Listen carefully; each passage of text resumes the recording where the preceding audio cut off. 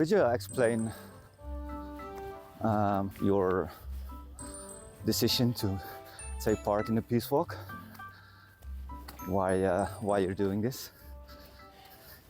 Yeah, basically I came over this page on, I think, Facebook, and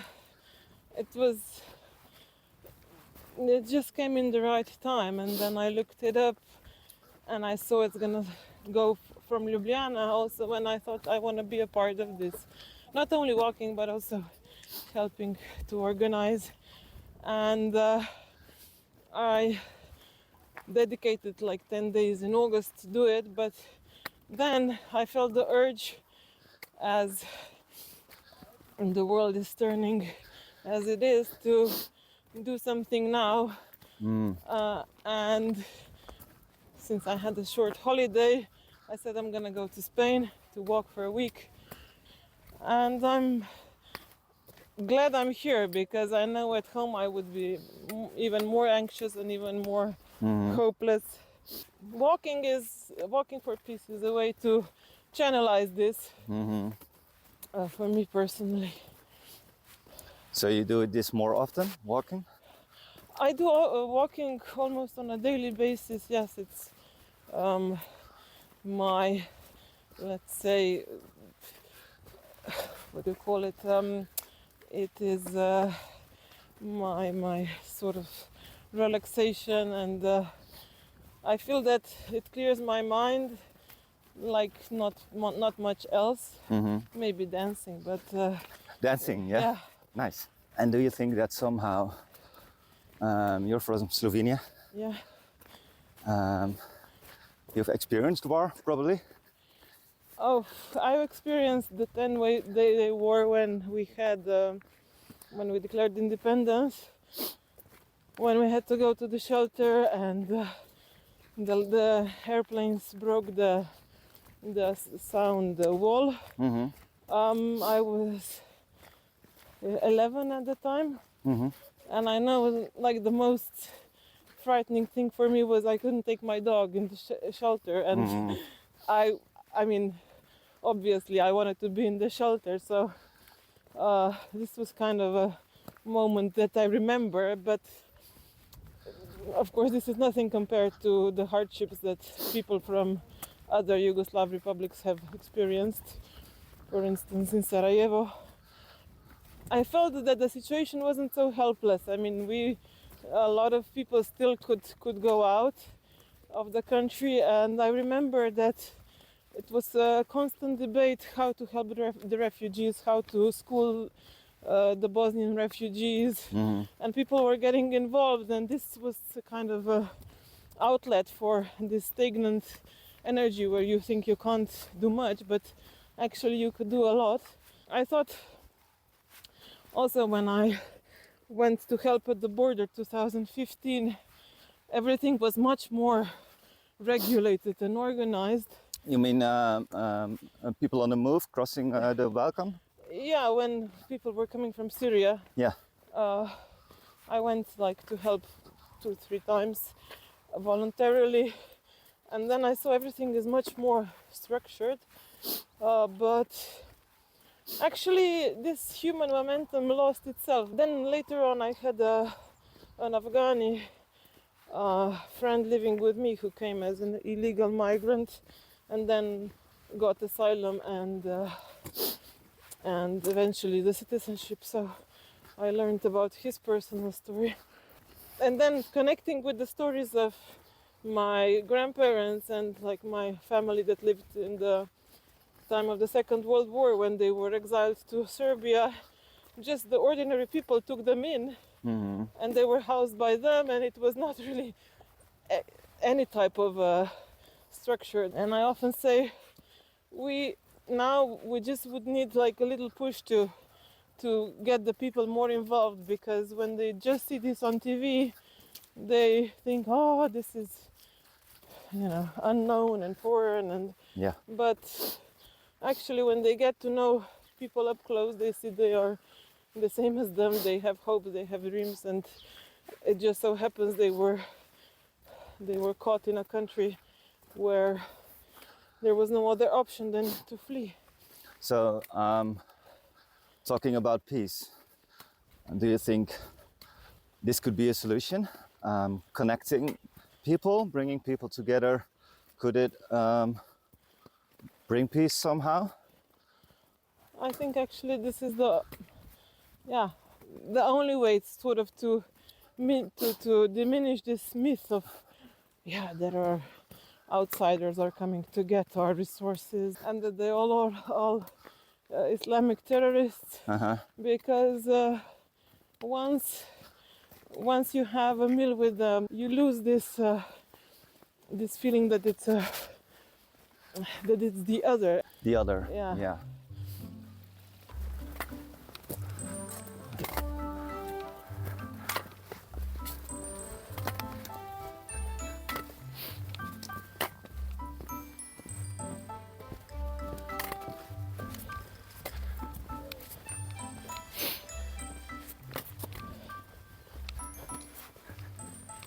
Can I tell you another story, like from the Yes, past, please. that taught me a lot about how people can recreate peace? During the Second World War, my grandma's family, the father got sent to a camp. The father of your grandmother? Yeah, like my great grandfather. Yeah.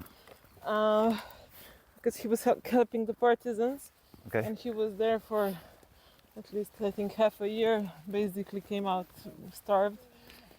And then when the war was finished, there were German prisoners of war that you could apply for, and they would basically send you one to help you with your shop.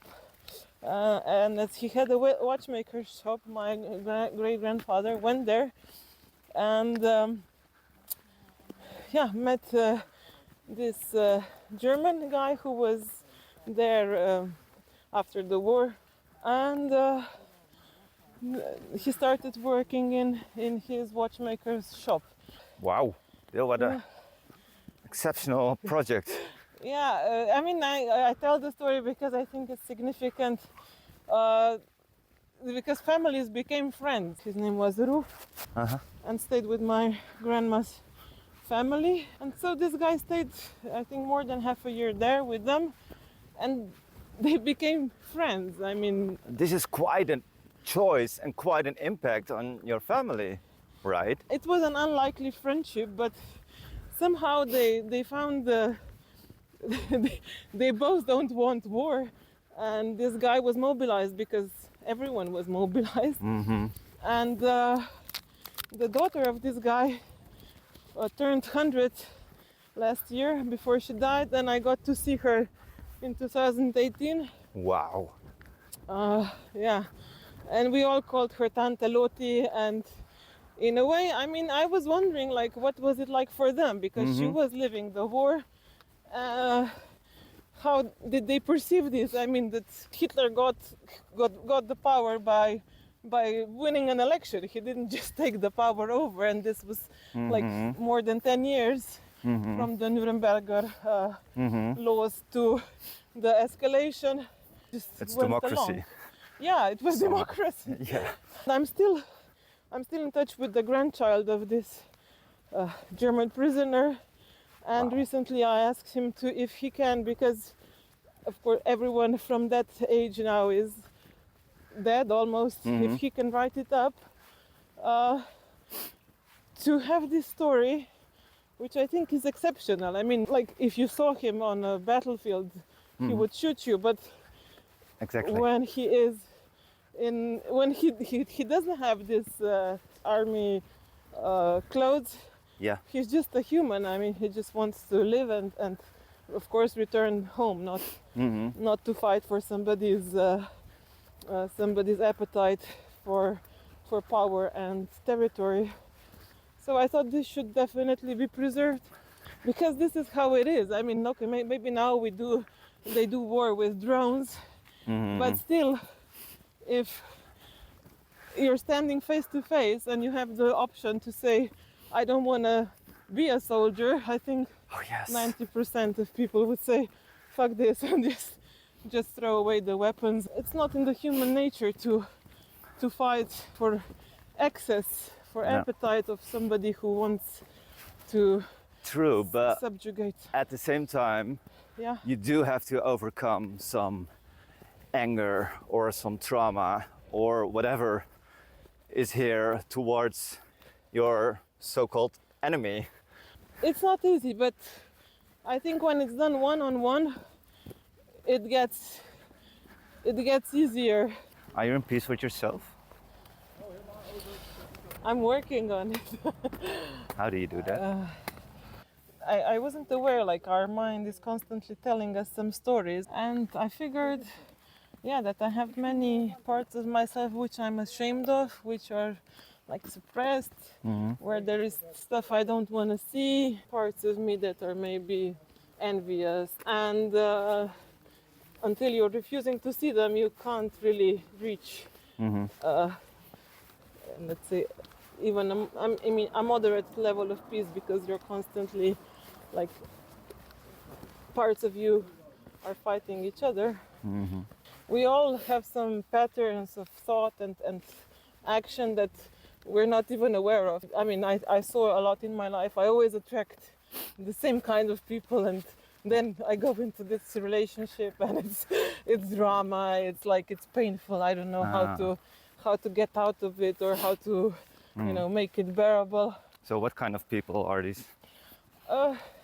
For me, it's people who are bossy, or they need a lot of like ego confirmation, and because I'm more empathic, I I get into this codependent situation where I'm providing this until a certain point.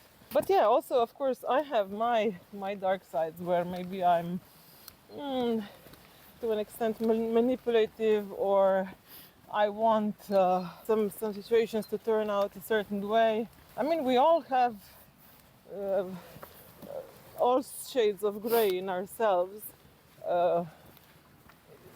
Even if you say, yeah, this is a good person, probably because he's worked on himself and has realized, okay, in some aspects I'm also faulty, and I can do better. I mean, I'm learning how to be better at this, to have a more authentic life, and I think from authenticity the peace also comes. So you just mentioned some stories your mind is telling you. Oh yeah, it's constantly. Can you tell me about that? What kind of stories are these in your situation? One pattern or story that's, let's say, characteristic for me is I have to go out of my way so people will like me, so I have to be extra nice. If I don't agree with something, I should just play along, because I don't want to, being the good girl. And then also, yeah, I'm not worthy, like I will not, I don't know, buy myself new clothes, because after I lose weight I will do that. And like in the shape I am, I'm not worthy. But this is very personal. I mean, this is really the matrix you have in yourself, and it then reflects in your personal and professional life. I've been through periods of depression, and when you just don't want to look at things and you think they will go away by themselves, I realize this is not working, and like I have half of the life in front of me, I should better deal with them. But I know this is a process. I mean, talk to me when I'm 60 and I think I'm still gonna be doing some of these exercises. We will always screw up, but you try to screw up less. Yes. Maybe that's a good insight. We try to screw up less. Yes. Wow. So we just talked about the question with the others, where we stand in life. And you just said, I think I'm halfway. Well, statistically, yes. Statistically, yeah, you never know, right? Yeah. And now you say, ask me when I'm 60. So it's still an ongoing improvement somehow. Oh yes, very much, yes. Yes. So we will never reach the point of illumination. Yeah. Yeah. Uh, What does it look like? yeah. Illumination. What does it look like? That's a good question. Also, I mean, I. So is there someone in your life or in the world who is for you an example of illumination? I used to think of Dalai Lama is illuminated, but then heard also some stories how he's fighting his demons. Uh-huh. Isn't everybody? Yeah, of course, yeah. But I mean, I thought he's like half God, that he is the one who has this like perfect and nirvana zen like state where he's not wishing evil upon anyone when he's just doing good. Talking about illumination or self-work or getting to this certain level, do you think it has to do somehow with dealing with or coming to terms with your demons? Or is it rather getting rid of your demons? I don't think you can really get rid of them. You just put them in the spotlight and they become smaller. Mm-hmm. So that's how you have to trick your mind actually to get to a certain point that you desire. Wow, so trick your mind and bring your demons to the light. Yeah. This is basically the answer for peace. Yeah, I just gave you the recipe now. Thanks so much. I mean, I have sometimes this issue that I'm too stagnant, that I need to push myself out of this comfort zone. So Peacewalk is also part of this, because of course I could go like to a lazy holiday or even stay at home. Actually, I mean, this is more pleasant than I expected. Maybe I wanted a more hardcore thing. You're looking for the Yeah, like the hardships of it life. has to be hard to be worth it. Is But this a pattern in your life? yeah, I mean, I'm seeing some familiarities. If you're not suffering, it's not. Yeah, but You're not doing it right. yeah, I'm learning a lot also, because this is, for instance, people I never met before. I usually tend to look out like, oh, I want to walk with someone familiar. Yeah. But it's working out very well. That's nice. So this is first part. And then after this week, when you think it's still worth it, you will join the Balkan route. Yeah, definitely. I mean, I was set on this even before I decided to come to Spain. I think just that it's an initiative worth supporting. I was telling also my friends and my therapist about it, and she said, your face just lights up. Like I don't see this when you talk about your regular work, your face lighting up, because you can see that you really see the purpose. I a lot of times I feel guilt that I'm not doing enough, I'm not doing more, for instance, also for animals, not just for people that are really in a bad situation. It's like guilt-driven, let's say, mentality. It's impacting also a lot of, people that then they don't do anything because what can I do? It produces this helplessness circle. It's too big for me, so therefore I will not do anything. My actions are too small. Now when I came to Burgos, I was staying with a Georgian singer and her husband, a director, who I didn't ask for what reason, but they had to leave Georgia and they settled in Spain. And of course now they don't work in their professions, even though they are immensely talented and they had a reputation in Georgia. She's taking care of the elderly and he's retired and rents out rooms. And I was thinking, how these two wonderful people, cannot use their gifts just because they had to leave the country for whatever reason. I couldn't do anything in my view, but I did. I mean, I wrote a card to this lady because she was super nice and friendly and treated me like a family friend. Gave me soup when I just booked a room. That I admire her and that she should use her voice. Yeah, often I think about this. I mean, singular stories, individual stories that I encounter. How the world is unfair and how many people like her and her husband are out there, and you just see them as a, I don't know, caretaker or somebody who's serving you bread behind the counter, whereas in their country they had big dreams and they had to leave them for whatever reason. But also, I want to say, I would like more people in this world like you writing a card as a form of gratefulness to people or seeing people for who they are. I mean, that's what we desperately need in this world, right? So, thank you for doing that. Yeah, it's very small gesture. It's all the start, right? Yeah. Maybe peace building isn't the small gestures. Yeah. Yes, of course. It's not like one giant big bang and like boom, there's peace.